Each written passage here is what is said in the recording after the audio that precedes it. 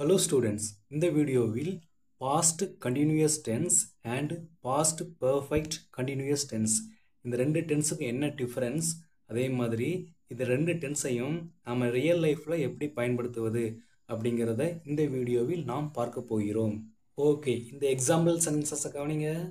நான் டிவி பார்த்துக்கிட்டு இருந்தேன், அப்போது கரண்ட் போயிடுச்சு. நான் சாப்பிட்டுக்கிட்டு இருந்தேன், அப்போது என் அம்மா வந்தாங்க. நான் கடைக்கு போய்கிட்டு இருந்தேன், அப்போது மழை வந்தது. இந்த மாதிரி நம்முடைய ரியல் லைஃப்பில் இந்த சென்டென்சஸை நம்ம அடிக்கடி பயன்படுத்துவோம். இது என்ன அப்படின்னா, கடந்த காலத்தில் ஒரு செயல் நடந்து கொண்டு இருக்கிறது, அப்போது இன்னொரு செயலும் நடக்கிறது. இன்னொரு முறை சொல்கிறேன், நல்லா கவனிங்க. நான் தூங்கிக்கிட்டு இருந்தேன், அப்போது ஒரு நாய் குரைத்தது. நான் படிச்சுக்கிட்டு இருந்தேன், அப்போது எங்கள் அம்மா என்ன கூப்பிட்டாங்க. நான் நேற்று காரில் போய்கிட்டு இருந்தேன், அப்போது ஒரு ஆக்சிடெண்ட் நடந்தது. இது என்ன சுச்சுவேஷன் அப்படின்னா, கடந்த காலத்தில் ஒரு செயல் நடந்து கொண்டு இருந்தது, அப்போது இன்னொரு செயலும் நடந்தது. இந்த மாதிரி சுச்சுவேஷனில் நம்ம என்ன டென்ஸ் பயன்படுத்தணும் அப்படின்னா, பாஸ்ட் கண்டினியூஸ் டென்ஸ் பயன்படுத்தணும்.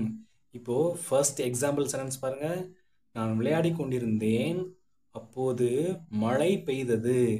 ஃபர்ஸ்ட் நான் விளையாடி கொண்டிருந்தேன்.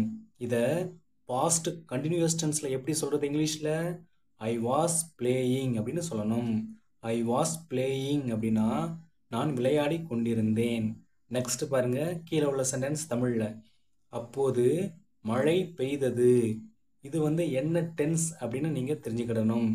இப்போது தமிழில் உள்ள மேலே உள்ள சென்டென்ஸ் பாருங்க. நான் விளையாடி கொண்டிருந்தேன். இது என்ன டென்ஸ்? Past continuous tense. இப்போது கீழே உள்ள சென்டென்ஸ் பாருங்க. அப்போது மழை பெய்தது. இது என்ன டென்ஸ் அப்படின்னா, சிம்பிள் பாஸ்ட் டென்ஸ். இப்போது அப்போது மழை பெய்தது, இதை சிம்பிள் பாஸ்ட் டென்ஸில் எப்படி சொல்கிறது இங்கிலீஷில்? ஃபர்ஸ்ட் மழை பெய்தது அப்படிங்கிறத மட்டும் இங்கிலீஷில் சொல்லணும். எப்படி சொல்கிறது? இட் ரெயின்ட் அப்படின்னு சொல்லணும். இட் ரெயின்ட் அப்படின்னா மழை பெய்தது. நெக்ஸ்ட் அப்போது அப்படிங்கிற தமிழ் வேர்டுக்கு என்ன இங்கிலீஷ் வேர்டு பயன்படுத்தணும் அப்படின்னா, வென் அப்படிங்கிற வேர்டு பயன்படுத்தணும். அப்போது வென் இட் ரெயின்ட் அப்படின்னா அப்போது மழை பெய்தது அப்படின்னு அர்த்தம். இப்போது I was playing when it rained அப்படின்னா என்ன மீனிங்? நான் விளையாடி கொண்டிருந்தேன், அப்போது மழை பெய்தது. இப்போது நான் சொன்னது நம்மளுடைய ரியல் லைஃப்பில் பயன்படுத்தக்கூடிய கலோக்கியல் சென்டென்ஸ். இதே இங்கிலீஷ் சென்டென்ஸுக்கு நம்ம கிராமட்டிக்கலாக தமிழில் எப்படி சொல்லுவோம் அப்படின்னா, மழை பெய்த போது நான் விளையாடி கொண்டிருந்தேன் அப்படின்னு சொல்லுவோம். இது கிராமட்டிக்கல் தமிழ் சென்டென்ஸ். மேலே உள்ளது ரியல் லைஃப் கலோக்கியல் சென்டென்ஸ், நம்மளுடைய பேச்சு வழக்கு. கீழே உள்ளது grammatical Tamil sentence. Okay, next example sentence பாருங்கள். நான் டிவி பார்த்துக்கிட்டு இருந்தேன், அப்போது கரண்ட் போய்விட்டது. ஃபர்ஸ்ட் நான் டிவி பார்த்து கொண்டிருந்தேன். இது என்ன tense? Past continuous tense. Okay, அப்போது நான் டிவி பார்த்து கொண்டிருந்தேன், இதை பாஸ்ட் கண்டினியூஸ் டென்ஸில் எப்படி சொல்கிறது? ஐ வாஸ் வாட்சிங் டிவி அப்படின்னு சொல்லணும். ஐ வாஸ் வாட்சிங் டிவி அப்படின்னா நான் டிவி பார்த்து கொண்டிருந்தேன். ஓகே, நெக்ஸ்ட் சென்டென்ஸ் பாருங்கள். அப்போது கரண்ட் போய்விட்டது. இது என்ன டென்ஸ்? Simple past tense. இது எப்படி சொல்கிறது? அப்போது கரண்ட் போய்விட்டது. இதை சிம்பிள் பாஸ்ட் டென்ஸில் இங்கிலீஷில் எப்படி சொல்கிறது? when the power went out அப்படின்னு சொல்லணும். when the power went out அப்படின்னா அப்போது கரண்ட் போய்விட்டது அப்படின்னு மீனிங். ஐ வாஸ் வாட்சிங் TV when the power went out. நான் டிவி பார்த்துக்கிட்டு இருந்தேன், அப்போது கரண்ட் போயிடுச்சு. இது பேச்சு தமிழ், அதாவது கலோக்கியல் தமிழ். இது கிராமட்டிக்கல் தமிழில் இந்த இங்கிலீஷ் சென்டென்ஸுக்கு எப்படி சொல்லுவோம் அப்படின்னா, கிராமட்டிக்கல் தமிழில் கரண்ட் போன போது நான் டிவி பார்த்து கொண்டிருந்தேன் அப்படின்னு சொல்லுவோம். ஓகே, நெக்ஸ்ட் எக்ஸாம்பிள் சென்டென்ஸ் பாருங்கள். நான் சமைச்சிக்கிட்டு இருந்தேன், அப்போது என் அம்மா என்னை கூப்பிட்டாங்க. ஃபர்ஸ்ட் தமிழ் சென்டென்ஸ் பாருங்கள். நான் சமைச்சிக்கிட்டு இருந்தேன். இது என்ன டென்ஸ்? Past continuous tense. அப்போது நான் சமைச்சிக்கிட்டு இருந்தேன், இதை பாஸ்ட் கண்டினியூஸ் டென்ஸில் எப்படி சொல்கிறது இங்கிலீஷில்? ஐ வாஸ் குக்கிங் அப்படின்னு சொல்லணும். ஐ வாஸ் குக்கிங் அப்படின்னா நான் சமைச்சிக்கிட்டு இருந்தேன். நெக்ஸ்ட் சென்டென்ஸ் பாருங்கள் தமிழில். அப்போது என் அம்மா என்னை கூப்பிட்டாங்க. இது என்ன tense? Simple past tense.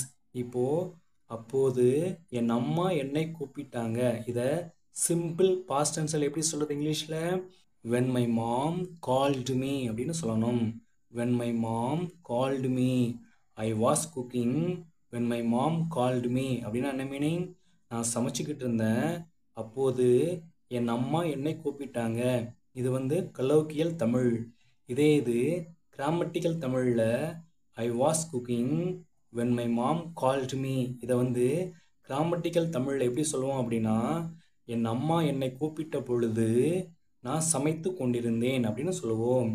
Okay, next past perfect continuous டென்ஸை எந்த சுச்சுவேஷனில் பயன்படுத்தணும் அப்படிங்கிறத இப்போ பார்க்கலாம் வாங்க. இப்போது இதற்கு முன்னாடி நம்ம என்ன பார்த்தோம்? நான் டிவி பார்த்துக்கிட்டு இருந்தேன், அப்போது கரண்ட் போயிடுச்சு. இது பாஸ்ட் கண்டினியூஸ் டென்ஸில் நாம் பார்த்தோம். இப்போது நான் டிவி பார்த்துக்கிட்டு இருந்தேன், இந்த சென்டென்ஸோட டைம் மட்டும் ஆட் பண்ண போகிறேன். நல்லா கவனிங்க. நான் 2 மணி நேரமாக டிவி பார்த்துக்கிட்டு இருந்தேன், அப்போது கரண்ட் போயிடுச்சு. இப்போது ஃபர்ஸ்ட் சென்டென்ஸுக்கும் செகண்ட் சென்டென்ஸுக்கும் என்ன டிஃப்ரென்ஸ்? ஃபர்ஸ்ட் சென்டென்ஸ் பாருங்கள், நான் டிவி பார்த்துக்கிட்டு இருந்தேன், எவ்வளவு நேரமாக டிவி பார்த்துக்கிட்டு இருந்தேன் அப்படிங்கிறத அங்கே மென்ஷன் பண்ணலை. இப்போது செகண்ட் சென்டென்ஸ் பாருங்கள், நான் 2 மணி நேரமாக டிவி பார்த்துக்கிட்டு இருந்தேன், எவ்வளவு நேரமாக டிவி பார்த்துக்கிட்டு இருந்தேன் அப்படிங்கிறத செகண்ட் சென்டென்ஸில் மென்ஷன் பண்ணியிருக்கிறேன். அப்போது டைம் மென்ஷன் பண்ணாத போது நாம் பாஸ்ட் கண்டினியூஸ் டென்ஸ் பயன்படுத்தணும். டைம் மென்ஷன் பண்ணால் நாம் பாஸ்ட் பர்ஃபெக்ட் கண்டினியூஸ் டென்ஸ் பயன்படுத்தணும். ஓகே, இப்போது எக்ஸாம்பிள் சென்டென்சஸ் பாருங்கள். நான் வேலை செய்து கொண்டிருந்தேன். இங்கே எவ்வளவு நேரமாக வேலை செய்து கொண்டிருந்தேன் அப்படின்னு ஏதாவது டைம் மென்ஷன் பண்ணியிருக்கேனா? மென்ஷன் பண்ணலை. அப்போது இதை எந்த டென்ஸில் சொல்லணும்? பாஸ்ட் கண்டினியூஸ் டென்ஸில் சொல்லணும். அப்போது ஐ வாஸ் ஒர்க்கிங் அப்படின்னு சொல்லணும். அதே இது நான் 5 வருடங்களாக வேலை செய்து கொண்டிருந்தேன். செகண்ட் சென்டென்ஸ் பாருங்கள், அங்கே டைம் மென்ஷன் பண்ணியிருக்கிறேன். எத்தனை வருஷமாக? 5 வருடங்களாக. இப்போது இந்த டைம் மென்ஷன் பண்ணதுனால இதை என்ன டென்ஸில் சொல்லணும் அப்படின்னா பாஸ்ட் பர்ஃபெக்ட் கண்டினியூஸ் டென்ஸில் சொல்லணும். ஓகே, இப்போது நான் வேலை செய்து கொண்டிருந்தேன், இதை பாஸ்ட் பர்ஃபெக்ட் கண்டினியூஸ் டென்ஸில் எப்படி சொல்கிறது இங்கிலீஷில்? அங்கே மேலே பாருங்கள், ஃபர்ஸ்ட் சென்டென்ஸில் இங்கிலீஷில் ஐ அப்படிங்கிற சப்ஜெக்ட்டுக்கு அப்புறம் வாஸ் அப்படிங்கிற ஹெல்பிங் வேர்ப் பயன்படுத்தியிருப்பேன். இங்கே பாஸ்ட் பர்ஃபெக்ட் கண்டினியூஸ் டென்ஸில் ஐ அப்படிங்கிற சப்ஜெக்ட்டுக்கு அப்புறம் ஹேட் பீன் அப்படிங்கிற ஹெல்பிங் வேர்ப் பயன்படுத்தணும். அதுக்கப்புறம் வேர்போட ஐஎன்ஜி சேர்க்கணும். அப்போது ஐ ஹேட் பீன் ஒர்க்கிங் அப்படின்னா நான் வேலை செய்து கொண்டிருந்தேன். எத்தனை வருடங்களாக? 5 வருடங்களாக. அப்போது ஃபார் 5 இயர்ஸ். இப்போது ஃபர்ஸ்ட் சென்டென்ஸுக்கும் செகண்ட் சென்டென்ஸுக்கும் என்ன டிஃப்ரென்ஸ்? டைம் மட்டும்தான் டிஃப்ரென்ஸ். ஃபர்ஸ்ட் சென்டென்ஸில் டைம் எதுவும் மென்ஷன் பண்ணலை. அதே இது செகண்ட் சென்டென்ஸில் டைம் மென்ஷன் பண்ணியிருக்கிறேன். ஓகே, இன்னொரு எக்ஸாம்பிள் சென்டென்ஸ் பாருங்கள். நான் 2 மணி நேரமாக படிச்சுக்கிட்டு இருந்தேன். இங்கே டைம் மென்ஷன் பண்ணியிருக்கிறேன், அதனால் பாஸ்ட் பர்ஃபெக்ட் கண்டினியூஸ் டென்ஸில் சொல்லணும். இதே இது டைம் மென்ஷன் பண்ணலை அப்படின்னா என்ன டென்ஸில் சொல்லணும்? பாஸ்ட் கண்டினியூஸ் டென்ஸில் சொல்லணும். ஓகே, நான் 2 மணி நேரமாக படிச்சுக்கிட்டு இருந்தேன், இதை பாஸ்ட் பர்ஃபெக்ட் கண்டினியூஸ் டென்ஸில் எப்படி சொல்கிறது? I had been studying for 2 hours. I had been studying for 2 hours. Okay, next sentence பாருங்கள். நான் 3 நாட்களாக காத்துக்கிட்டு இருந்தேன். இங்கே டைம் மென்ஷன் பண்ணியிருக்கிறது, அதனால் பாஸ்ட் பர்ஃபெக்ட் கண்டினியூஸ் டென்ஸில் சொல்லணும். இது எப்படி சொல்கிறது? I had been waiting for 3 days. I had been waiting for 3 days. நான் 3 நாட்களாக காத்துக்கிட்டு இருந்தேன். ஓகே, இப்போது இந்த டைம் மென்ஷன் பண்ணும்போது கொஞ்சம் கவனமாக இருக்கணும். எப்படி கவனமாக இருக்கணும் அப்படின்னா, இப்போது இந்த சென்டென்ஸை கவனிங்க. நான் 6 மணிக்கு டிவி பார்த்துக்கிட்டு இருந்தேன். இன்னொரு சென்டென்ஸ் கவனிங்க. நான் 6 மணியிலிருந்து டிவி பார்த்துக்கிட்டு இருந்தேன். இப்போது ஃபர்ஸ்ட் சென்டென்ஸ் இருக்கு இல்லையா, ரெண்டுலேயுமே பாருங்கள், ஃபர்ஸ்ட் சென்டென்ஸ்லேயும் டைம் இருக்கும், செகண்ட் சென்டென்ஸ்லேயும் டைம் இருக்கும். இப்போது ஃபர்ஸ்ட் சென்டென்ஸில் நான் டிவி பார்த்துக்கிட்டு இருந்தேன், இதை என்ன டென்ஸில் சொல்லணும் அப்படின்னா ஐ வாஸ் வாட்சிங் டிவி அப்படின்னு பாஸ்ட் கண்டினியூஸ் டென்ஸில் சொல்லணும். இதே இது செகண்ட் சென்டென்ஸில் நான் டிவி பார்த்துக்கிட்டு இருந்தேன், அதை வந்து ஐ ஹேட் பீன் வாட்சிங் டிவி அப்படின்னு பாஸ்ட் பர்ஃபெக்ட் கண்டினியூஸ் டென்ஸில் சொல்லணும். ஏன் அப்படின்னா ஃபர்ஸ்ட் சென்டென்ஸில் பாருங்கள் 6 மணிக்கு அப்படின்னு எக்ஸாக்ட் டைமை வந்து மென்ஷன் பண்ணியிருக்கோம். இந்த மாதிரி எக்ஸாக்ட் டைமை மென்ஷன் பண்ணும்போது நாம் பாஸ்ட் கண்டினியூஸ் டென்ஸ் பயன்படுத்தணும். அப்போது ஐ வாஸ் வாட்சிங் டிவி அட் 6 o'clock. நான் 6 மணிக்கு டிவி பார்த்துக்கிட்டு இருந்தேன். அதே இது செகண்ட் சென்டென்ஸ் பாருங்கள், நான் 6 மணியிலிருந்து டிவி பார்த்துக்கிட்டு இருந்தேன். செகண்ட் சென்டென்ஸில் வந்து எக்ஸாக்ட் டைம் கிடையாது. 6 மணியிலிருந்து அப்படின்னு என்ன அர்த்தம்?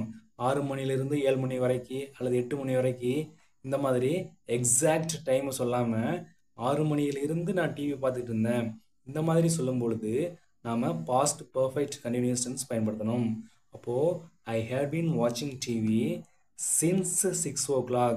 சின்ஸ் 6 o'clock அப்படின்னா என்ன அர்த்தம்? 6 மணியிலிருந்து. இது வந்து எக்ஸாக்ட் டைம் கிடையாது. இதை நீங்கள் நல்லா கவனிக்கணும்.